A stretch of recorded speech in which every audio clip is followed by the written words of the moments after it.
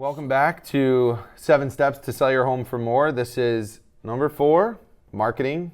Create demand, don't just list. This is a really fun one for me.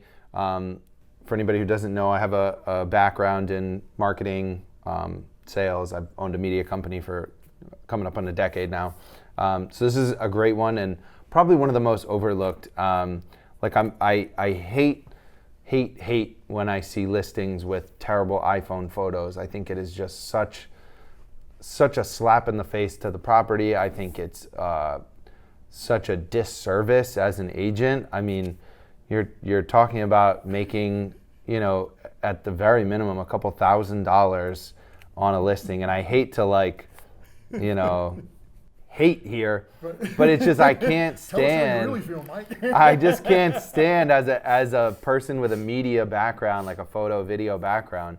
I just can't stand to see someone who's going to make thousands of dollars at a minimum, a couple grand, not be willing to just spend $200, $300 to get professional photos of the property. I just think it is the biggest difference in listings is the photography. So anyway, I'm going to let you take it from here, but that's my thoughts, and this is marketing. Yeah, well, Mike, I think you bring up great points. The issue you have is there's things that you can't skimp on, and again, I'm used to often you have to put in anywhere between about $700 and $1,500 for the right marketing package.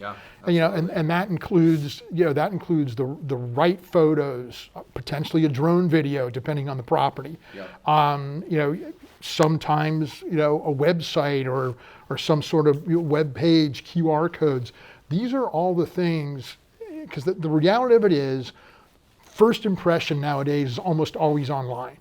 And so to have someone walk in and snap a few photos with an iPhone, as clear as the iPhones are these days and how as high resolution as they are, you want the right lighting, you want the right staging. These are all the things that are going to create a much greater demand on your property.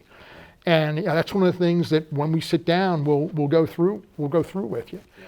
And the other thing is, when you're looking at this, you're like, well, how do you price the property? Well, first of all, and I got to bring this up, and this might get cut, but I'll throw it in here anyway.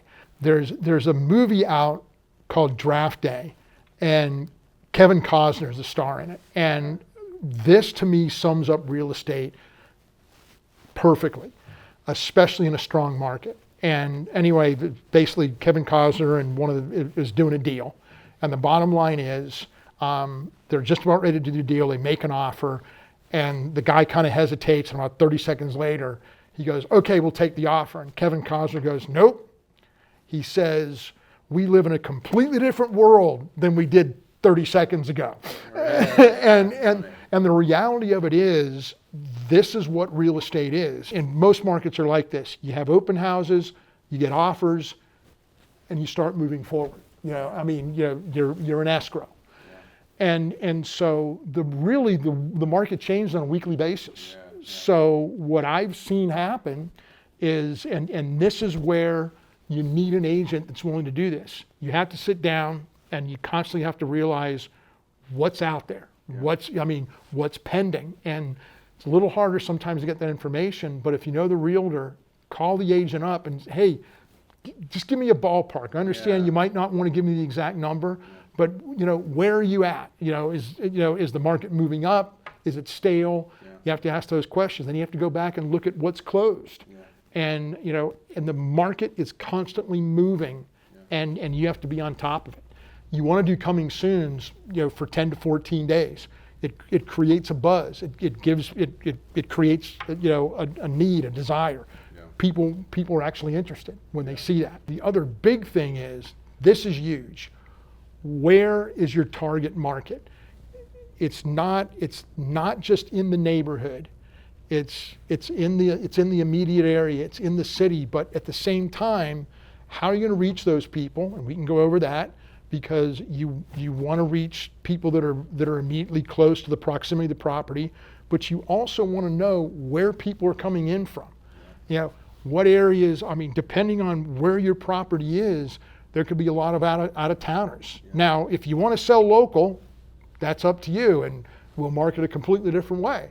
But if you want to maximize buyers, there's probably going to be areas around the region that we are going to want to market to specifically. These are all the things that if somebody is doing their job correctly from an agent standpoint, they should know and they should be doing. Yeah, there could be, like, I think of the idea of, big, beautiful, expensive beach homes in Newport, Westerly, that are $2, $3, $5, $8 million. Those buyers might be New York City hedge fund guys, New York City finance people, people in Connecticut and New York border who want a summer place. They might be coming from those areas. So you might be, or we might be marketing to agents in Connecticut, agents in New York, calling them up. Like, you never know where the buyer is going to come from, especially in some of these higher price point areas. Exactly. And to your point, Mike, I have a list of those. We talked about that. Yeah. We literally, when we're marketing a high-end property, we have a list of all those agents. Right. And we are creating demand, and that's what needs to happen. Yeah. If you're going to maximize the value of your home, you have to make sure it's getting in front of the correct buyer. Yep, absolutely. So anyway. That is marketing. Thank you for watching. That was step number 4. As always, if you have any questions about selling your home, if you just have no idea about the process, you're curious, don't hesitate to reach out. We're always here to help.